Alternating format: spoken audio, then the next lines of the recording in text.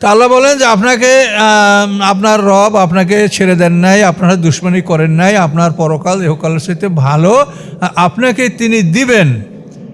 আপনার রব ফাতার দা, আপনি খুশি হয়ে যাবেন। কি না দিয়েছে তাকে? রাসূলকে আল্লাহ তাআলা অভাব ছিল অভাব মুক্ত করে দিয়েছেন। প্রথমে অভাব মুক্ত করেছেন বিবি খাদিজার সম্পদ দ্বারা, তারপরে অভাব মুক্ত করেছেন যুদ্ধের সম্পদ দ্বারা। যুদ্ধে যত সম্পদ আসছে এগুলির জন্য 5 ভাগের 1 ভাগ আল্লাহ রসুলের একার। সেই 5 ভাগের 1 ভাগ আল্লাহ রসুল কোথায়? নিজের জন্য, আত্মীয়স্বজনের জন্য, ইয়াতিমের জন্য, মিসকিনদের জন্য, মুসাফিরদের জন্য। এই 5টা খাতে ব্যয় করার কথা কোরআনে উল্লেখ করে দেওয়া আছে। আল্লাহ রসুল যে পঞ্চমাংশ নেবেন এটা এদের মধ্যে ব্যয় করা হবে। তাহলে এখানে আল্লাহ রসুল ধনী হয়ে গেলেন।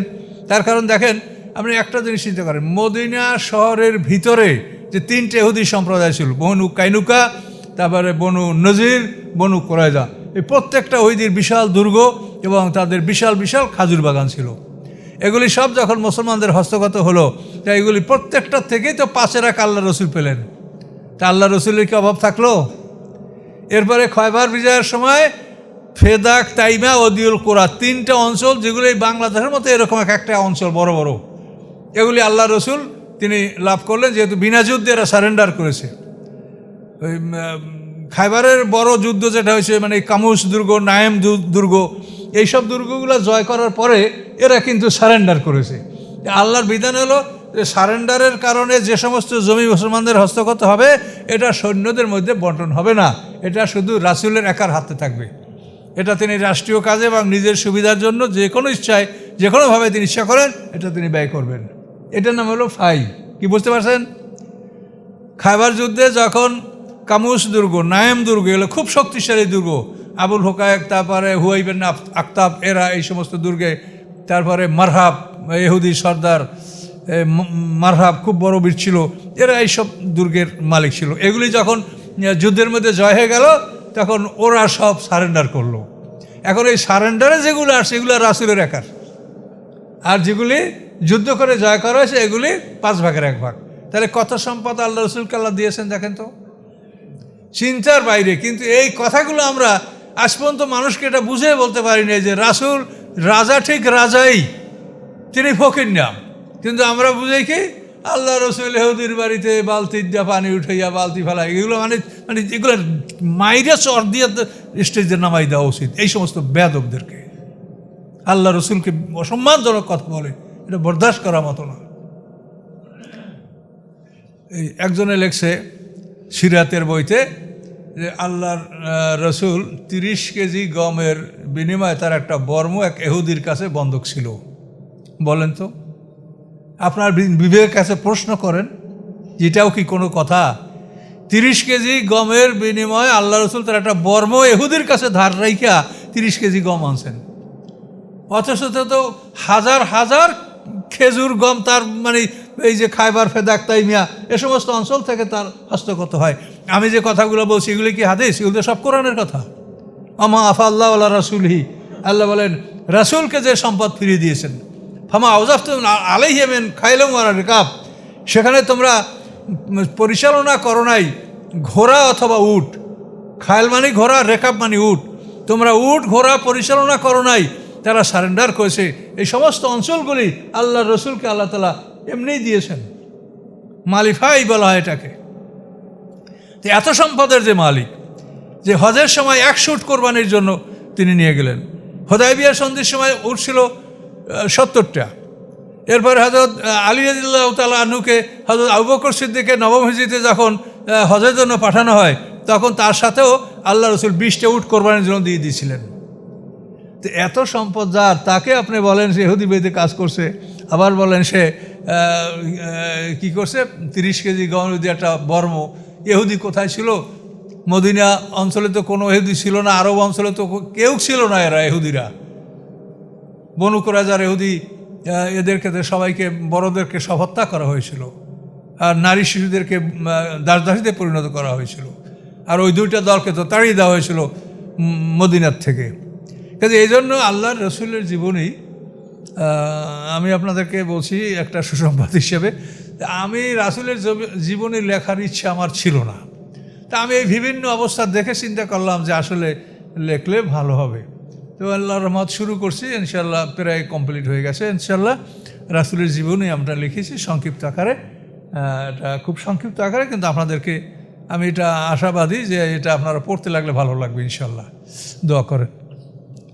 তো এগুলি বের করতে আপনাদেরও সহযোগিতা লাগবে, আমার সাথে যোগাযোগ করবেন। তার কারণ আমি তো কীভাবে আসি তা তো জানেন, আমি নিজে চাকরি বাকরি ছেড়ে দিয়ে এই আল্লাহর কোরআনের পিছে আমি আসি। তা আল্লাহ আমাকে অসম্মান করে না, সবসময় মোটামুটি আমি আমার যেটা পৃথিবীতে চলার মতো যেটা, এটা আল্লাহ তাআলা আমাকে কখনো এই ব্যাপারে আমাকে আল্লাহ খারাপ অবস্থায় ফেলেন নাই। আল্লাহ অবশ্যই ভবিষ্যতেও ফেরবেন না।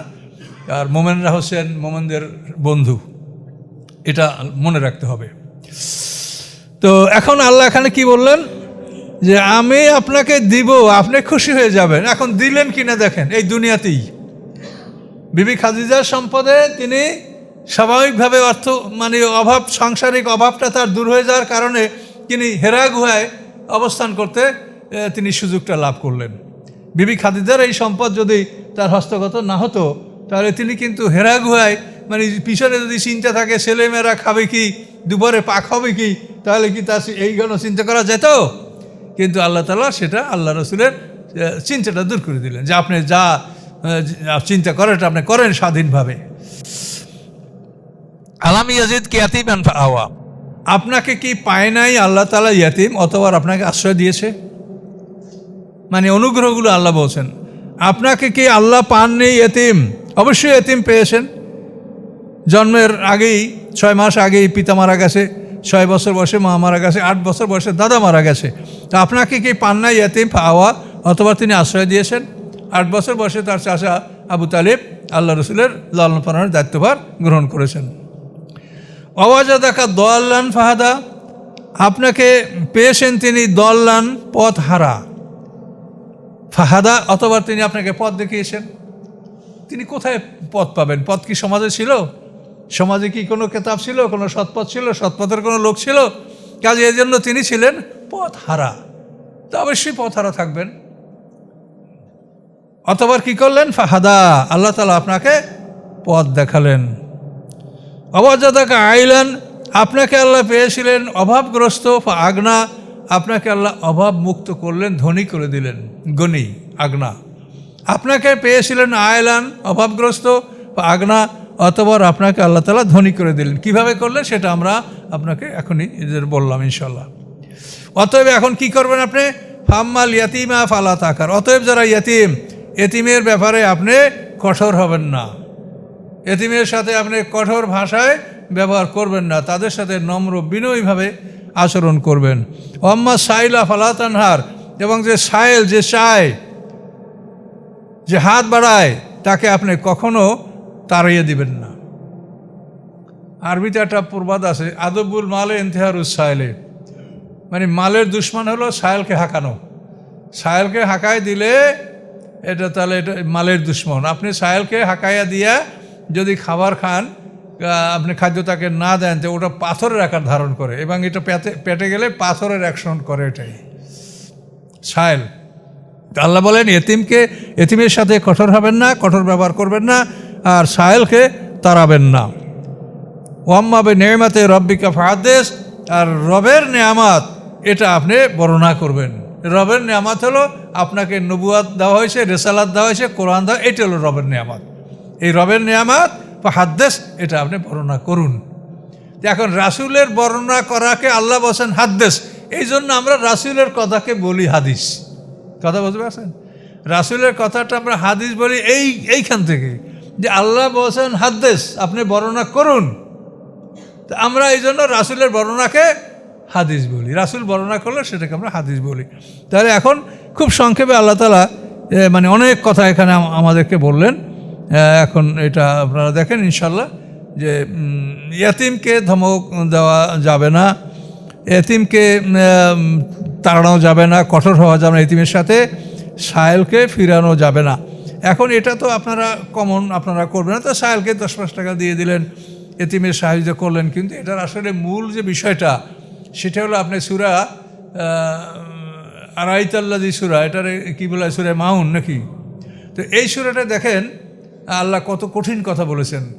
আল্লাহ বলেছেন আরাইতাল্লাযী ইউকাযযিবু বিদ্দিন, আপনি কি দেখেছেন তাকে যে দিনকে অস্বীকার করে? ফাযালিকাল্লাযী ইয়াদুল ইয়াতীম, সে হলো ওই ব্যক্তি এতিমকে ধমক দেয়। ওয়ালা ইয়াহুদ্দু আলা তাআমিল মিসকিন, এবং মিসকিনকে কিভাবে খাদ্য দান করা হবে এই ব্যাপারে একে অপরকে উৎসাহিত করে না। তাহলে এখন এতিম মিসকিনের বিষয়টাকে এমন একটা পর্যায়ে আল্লাহ বলেছেন যে এদের সাথে এই অপব্যবহার আর এদের সুরক্ষা সুব্যবস্থা না করলে সে আমার দিনকে অস্বীকার করে। তাহলে কি থাকলো আপনার? কি হবে নামাজে, আর কি হবে জাকাতে, আর কি হবে হজে? কথা বুঝতে পারছেন? এই যে মানুষের প্রশ্ন, হজ করলে সব গুনাহ মাফ হয়ে যাবে। এখন আমাকে আজকে এক মহিলা প্রশ্ন করছে, হুজুর হজ করলে কি সব গুনাহ মাফ হয়ে যাবে? এখন হাদিস তো আছে ভুরি ভুরি হাদিস যে হজ করলে সব গুনাহ মাফ হয়ে যাবে। তো সব গুনাহ যদি হজ করলে মাফ হয়ে যায়, তাহলে একটা লোকে চুরি ডাকাতি হাইজ্যাক ছিনতাই যা কিছু করিয়ে কোটি কোটি টাকা কামাই করবে, যে এই হজ করিয়ে আসবে, তাহলে তো সব মাফ হয়ে যাবে। তো এই কথা কেন বলা হয়? হজ করলে, হজ একটা সবের কাজ, এটা তো আমরা সবাই স্বীকৃতি দিচ্ছি। তো হজ করলে সব গুনাহ মাফ হয়ে যাবে, এটা তো হতে পারে না। হজ হলো একটা ফরজ। আপনি যেমন নামাজ পড়তে আসেন, এটা আপনার ফরজ। তা আপনার হজ ফরজ হলে আপনি ফরজ ইবাদত করছেন, তো ওইটা আপনার সব গুনাহ মাফ হয়ে যাবে, এটা কি করে হতে পারে? এখন এই কথাগুলিতে সুযোগবাদী যারা, তারা কিন্তু সুযোগ খোঁজে। কথা বোঝেন? আপনি ভালো মানুষ এটা খুঁজবে না, কিন্তু সুযোগবাদী যারা, তারা সুযোগ খোঁজে। যেমন যে আমি ডাকাতি করতে পারলে হুজুরের দরগায় এক ট্রাক চাউল দিয়ে দেবো। হ্যাঁ, এগুলো আপনারা জানেন, এটা হয়েছে। 16 কোটি টাকা যে ব্যাংক লুট করছিল, সে কিন্তু ট্রাকে চাউল পাঠাই দিয়েছিল, কিন্তু কাজ হয় নাই, কেরামতি। এগুলো তো আপনারা খোঁজিয়ে দেখবেন, এগুলো তো বলা অনেক সময় সমস্যাও হয়, কিন্তু তারপর বলতেও হয়। না বললে আপনারা কী করে বা বুঝবেন? তাহলে আপনি এখন বোঝেন, হজ একটা সবের কাজ, মানে সবচেয়ে শ্রেষ্ঠ ইবাদত, মানে যেতে কষ্ট, অর্থ, বিভিন্ন রকমের কিছু লাগে, সবই আপনারা জানেন। কিন্তু এটা আপনার যদি ফরজ হয়, তা আপনারা ফরজ আমল করলেন। এখন ফরজ আমল করলে আপনি তো ফরজ নামাজও পড়ছেন, এটা এখন এগুলো গুনাহ মাফ হয়। কোন গুনাহ মাফ হবে? সগীরা গুনাহ, ছোট ছোট গুনাহগুলো মাফ হবে। কিন্তু বড় গুনাহ মাফ হওয়ার আল্লাহর বিধান সেটা হলো তওবা করতে হবে আপনাকে। যে আপনি এই অপরাধটা করতেন, আল্লাহর কাছে তওবা করেন যে এটা আমি আর করব না, এবং এই কথার উপরে আল্লাহর সাথে ওয়াদা করে যদি আপনি স্থির থাকেন, তো গুনাহ পিছনে যা করছেন আল্লাহ আপনাকে মাফ করে দিবে। কিন্তু আপনি কোনো নেকামল করছেন সেইটাই মাফ হবে, এইটা তো না। এটা তো আল্লাহ তাআলা এভাবে কিছু বলেন, এগুলো হাদিসে পাওয়া যায়, আর এটা বাস্তবেও এটা মিলছে না। আমি নামাজ পড়ব, এটা আমার ফরজ, আমাকে করতে হবে। হজ করবে, এটা আমার ফরজ করতেই হবে, কাজে এইটা করলে আমার সব গুনাহ মাফ হয়ে যাবে। পাহাড় সমান গুনাহ থাকলে মাফ হয়ে যাবে। তাহলে মানুষ তো চিন্তাই করবে যে এই কথা যদি সত্য হয়, তাহলে আমি যা করার আকাম এটা করিয়ে নেই, তারপর যে হজ করিয়ে আসবো। তাহলে কত বড় খারাপ জিনিস হবে বলেন তো? কাজে এই জন্য যে কথাগুলি মানে কোরআনের বাইরে, সেই প্রত্যেকটা কথাই আপনাকে পরীক্ষা নিরীক্ষা করে গ্রহণ করতে হবে। এবং এগুলো আমরা এই ফজিলতের ব্যাপারটা কিন্তু অনেকেই খুঁজে বেড়ায়, যে কোনখানে অল্পতে কইরে পার হয়ে যাওয়া যাবে। এটা তো স্বাভাবিক, মানুষের টেন্ডেন্সি থাকবেই যে আমি কষ্ট কেন করব যদি আমি সহজে পার হইতে পারি। কিন্তু আসলে কি পার হওয়া যাবে? কোরআনের সাথে মিলিয়ে দেখেন যে এই কথাগুলি এরকম হতে পারে না। কাজেই গুনাহ মাফ করার জন্য আল্লাহ তাআলা, যত বড় গুনাহ হোক মাফ করার জন্য আল্লাহর ঘোষণা আছেই, কিন্তু সেটা ওভাবে না। সেটা হলো আল্লাহর কাছে আপনি তওবা করেন, ফিরে আসেন, প্রতিজ্ঞা করেন যে আমি আর করব না, এবং প্রতিজ্ঞার উপরে থাকেন, আপনার গুনাহ মাফ হবে। কিন্তু কোনো নেকামল করলে গুনাহ মাফ হয়ে যাবে, এরকম কথা বলা যাবে না। আউযু বিল্লাহি মিনাশ শাইতানির রাজিম, বিসমিল্লাহির রহমানির রহিম। আলাম নাশরাহ লাকা সাদরাক, আমি কি উন্মুক্ত করে দেই নাই আপনার বক্ষস্থলকে? তো বক্ষস্থলকে উন্মুক্ত করা, এটার মানে এই না যে এটাকে কাইটে অপারেশন করা হয়েছে।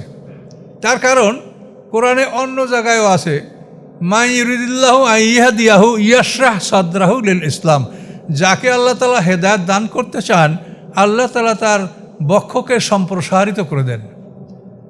তাহলে এখানে নাশরাহ, এটা যদি বলেন যে কাটা, তাহলে আল্লাহ যাদেরকে হেদায়েত করেন তাদের সবার কি বুক কাইটা হেদায়েত ঢুকান? তাহলে এখন এই দ্বারা যে সিনা সাকের কথাটা বলা হয়, এটা তো আমরাও বলছি, কিন্তু এটা কোরআনের সাথে মিলাইলে মিলছে না। এখন আমরা যাব কোথায় বলেন? আমরা তো কোরআনকে পিছিয়ে ফেলতে পারি না, কোরআনকে তো সামনে রাখতে হবে। তা এই ইনশারাহ নাশারা শব্দ, এই যে মূল ধাতু, এই ধাতু দ্বারা এখানে আসছে আলাম নাশরাহ লাকা সাদরাকা, আমি কি খুলে দেই নাই, সম্প্রসারিত করে নিই, আপনি এক্সপান্ড করে দেই নাই আপনার বক্ষস্থলকে? এটার অর্থ এই না যেটাকে কাইটে ভাগ করা হয়েছে। এটা হলো বক্ষস্থলের মধ্যে একটা যোগ্যতা আল্লাহ এমনভাবে দান করেন যে যোগ্যতা দান করার পরে সে এই হেদায়েত, এই সত্যকে সে গ্রহণ করতে পারে।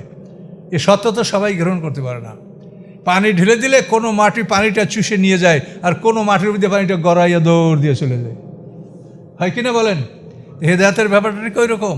কোনো মানুষের হৃদয়ে এটা বসে, আর কোনো মানুষের হৃদয়ে এটা বসে না, ওটা ভাইসে উপর দিয়ে গড়াইয়ে চলে যায়।